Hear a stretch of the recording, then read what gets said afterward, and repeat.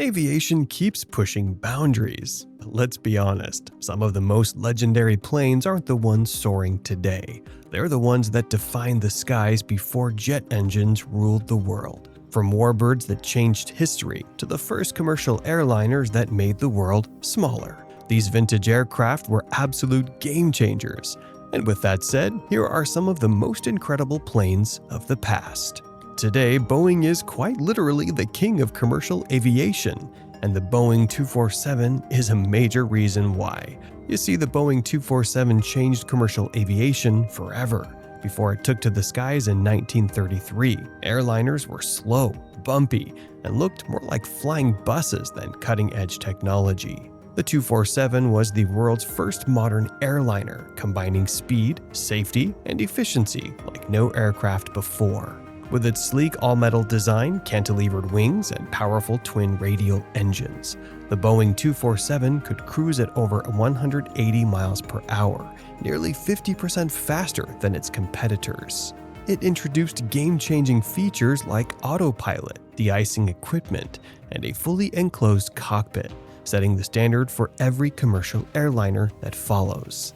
In fact, the only drawback was Boeing's decision to give United Airlines first dibs on the 247, forcing competitors like TWA and American Airlines to look elsewhere, leading to the development of the Douglas DC-3, which would eventually overshadow the Boeing 247. Boeing's business decisions may have cost them the spotlight, but the 247 was the blueprint that paved the way for modern airliners.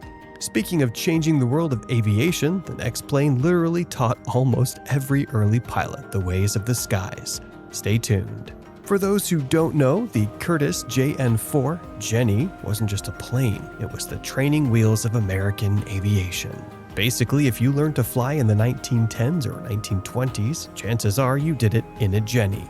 This wood and fabric biplane became the backbone of early military flight training, and after World War I, turned the skies into a playground for daredevils.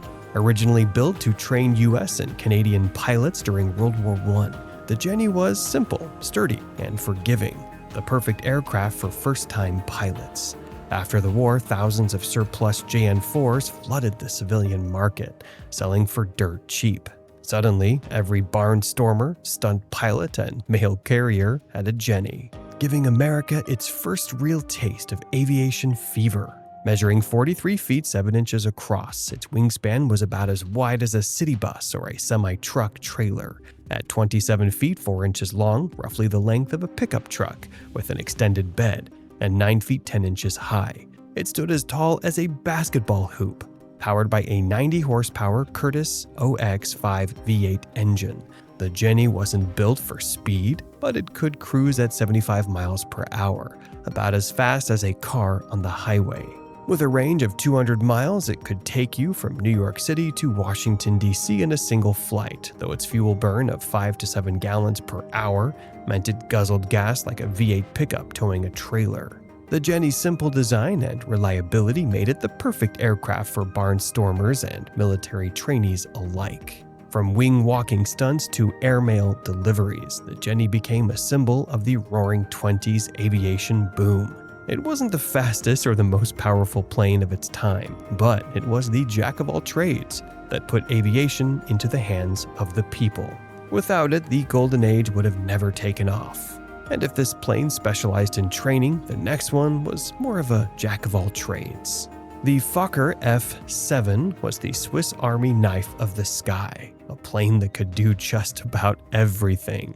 Designed in the 1920s, this sleek high-wing monoplane proved that air travel could be reliable and practical, not just a daredevil stunt. With a wingspan of 63 feet 6 inches, it stretched as wide as a Boeing 737's wing. At 47 feet 1 inch long, it was about the size of a school bus, and its 12-foot 2-inch height made it as tall as a one-story house. Depending on the model, the F-7 could be powered by 1 or 3 radial engines, each delivering around 220 to 300 horsepower, like a modern sports car, but working together to lift an entire aircraft. With a cruising speed of 100 to 120 miles per hour, it flew faster than a high-speed train, and its 750-mile range meant it could fly from Chicago to New York without refueling. This was a game changer in aviation, helping establish early commercial airlines and setting records for transatlantic and long-distance flights. Whether carrying passengers or cargo, the Fokker F-7 was a workhorse of the sky, paving the way for modern air travel. What made the F-7 stand out was its rugged build and legendary range. With its tri-motor configuration, one engine up front and two on the wings, it had the power to tackle long-distance flights and rough weather. Airlines loved it because it carried passengers comfortably, while explorers saw it as the perfect machine to conquer uncharted skies. The F-7 earned its place in history with record-breaking flights. In 1928, Richard Byrd flew one over the North Pole, though some doubt remains. And Charles Kingsford Smith's F-7, the Southern Cross, became the first plane to cross the Pacific Ocean. In an era where biplanes still dominated, the Fokker F-7 proved that the future of aviation belonged to strong, streamlined monoplanes, built for adventure and efficiency. And the next plane took that plan and ran with it. It wasn't just a fighter. The North American P-51 Mustang was the warplane that flipped the script on World War II, giving the Allies complete air dominance. Fast, sleek, and deadly, the Mustang provided the Allies with an air superiority when they needed it most. Before the Mustang, bombers flying deep into enemy territory were sitting ducks. Then came this long-range, high-speed escort fighter, and suddenly the skies belonged to the Allies. Designed in just 117 days, the sleek Warbird measured 32 feet 3 inches in length, about the size of a shipping container, with a wingspan of 37 feet, roughly as wide as a semi-truck trailer, and a height of 13 feet 8 inches, looming over airfields like a two-story house on wheels. But the real magic was under the hood. Early models had an Allison engine, but when engineers swapped it for the Rolls-Royce Merlin, the Mustang transformed into an unstoppable force. With 1,490 horsepower, it packed more power than the 10 muscle cars combined, hitting speeds of 437 miles per hour, nearly as fast as a Formula One car, but in the air. Its 1,650-mile range made it the first Allied fighter that could escort bombers deep into enemy territory and still make it home. The P-51 Mustang, with its supercharged Rolls-Royce Merlin engine, outran and outlasted most enemy planes, armed with 6 50-caliber machine guns. So dominant was this plane that Luftwaffe pilots dreaded even its silhouette. The Mustang didn't just win dogfights, it changed strategy. It escorted bombers all the way to Berlin, torn through enemy aircraft, and crippled the German Air Force. By the end of the war, it had over 4,900 aerial victories. Even after the war, the Mustang served in the Korean War and became a legend among aviation enthusiasts. It wasn't just a fighter, it was the fighter that helped turn the tide of history. But it wasn't the only plane with this kind of dominance, because the next plane was so good, many called it a guardian angel. The Supermarine Spitfire wasn't just a fighter, it was Britain's guardian angel during World War II.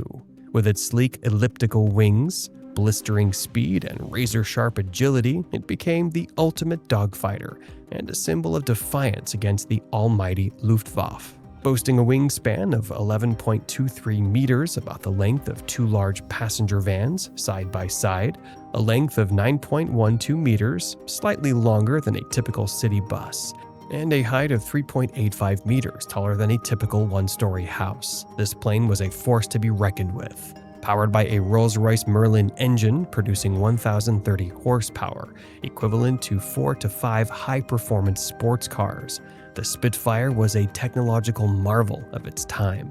Its Merlin engine roared to over 360 miles per hour, and with 8 303 Browning machine guns, it could tear through enemy aircraft with surgical precision.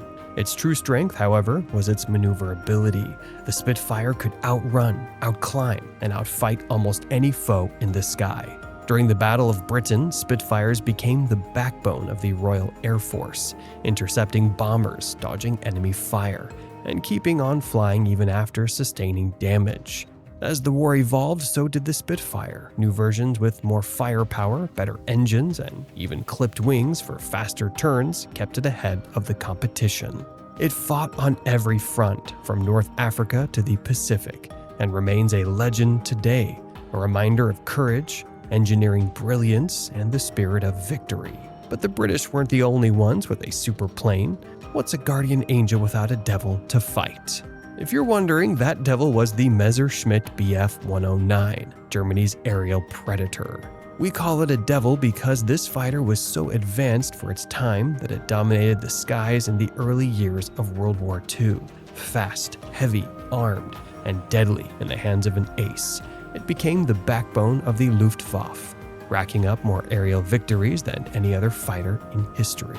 With a wingspan of 9.92 meters, roughly the length of a large passenger van, a length of 8.92 meters, about the size of two compact cars parked end to end, and a height of 2.5 meters, the height of a standard utility truck.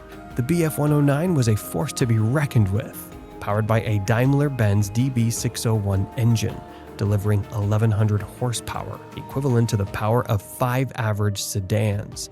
The Bf 109 pushed past 350 miles per hour. Designed by Willy Messerschmitt, this icon of modern fighters featured an all-metal monoplane design, retractable landing gear, and a deadly combination of speed, firepower, and climb rate. In a historic clash during the Battle of Britain, it went head-to-head with the legendary Spitfire, proving itself a formidable adversary with its 20mm cannons and machine guns. By the end of the war, over 33,000 Bf 109s had been built, serving multiple nations even after the fall of Nazi Germany. It wasn't just a fighter, it was an icon of aerial combat, flown by the war's greatest aces. But let's leave Europe for a bit, because what the US was flying in Japan was simply a beast. Insane name aside, the Grumman F4F Wildcat was the scrappy underdog of the Pacific, the little brawler that refused to back down against Japan's superior Zero fighters. Though it wasn't the fastest or most agile, it was tough as nails, heavily armed, and incredibly resilient, earning a reputation as a fighter that could take a beating and still bring its pilot home. Designed as the U.S. Navy's frontline fighter in the early years of World War II, the Wildcat packed 4 to 6 50-caliber Browning machine guns, giving it serious firepower. While Japan's Mitsubishi Zero could outturn and outrun it, the Wildcat had one major advantage: its durability. With self-sealing fuel tanks, heavy armor, and a rugged airframe, it could survive hits that would send most other planes spiraling into the ocean. This carrier-based fighter had a wingspan of 9.05 meters, a length of 8.53 meters, and stood about 3.86 meters high. Powered by a Wright R1820 engine producing 1,200 horsepower, equivalent to the power of 5 to 6 large SUVs, the Wildcat was a force on the battlefield. To counter Japan's A6M, American pilots developed boom and zoom tactics, using the Wildcat's superior diving speed and firepower to strike and escape before the enemy could react. At battles like Midway and Guadalcanal, Wildcats held the line until newer aircraft like the F-6F Hellcat arrived. Even when eventually outclassed, the Wildcat remained a reliable carrier-based workhorse, proving that sheer toughness and pilot skill could turn the tide of the war. Remember the Japanese plane that outclassed the Wildcat? Yeah, this was it. The Mitsubishi A6M-0 was the king of the skies in the early years of World War II, a lightweight, highly maneuverable fighter that left Allied pilots scrambling for survival. When it debuted in 1940, it was faster, deadlier, and had a longer range than anything the US or Britain could throw at it. With a 12-to-1 kill ratio at the start of the war, the Zero became the ultimate symbol of Japanese air superiority. Armed with twin 20mm cannons and 2 machine guns, the Zero could shred enemy aircraft in seconds.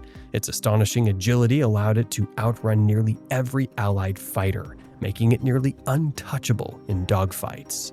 It also had unmatched endurance, allowing it to fly vast distances and strike targets far beyond expectations. But to achieve its speed and range, the Zero sacrificed armor and self-sealing fuel tanks, rendering it incredibly fragile.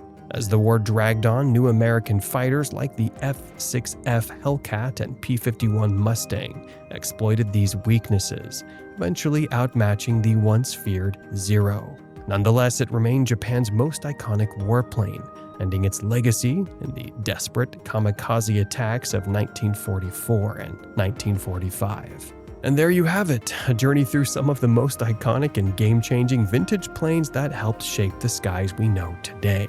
From the revolutionary Boeing 247 to the trusty Curtiss Jenny, the versatile Fokker F-7, and the legendary P-51 Mustang, these aircraft didn't just fill the sky, they redefined what aviation could be.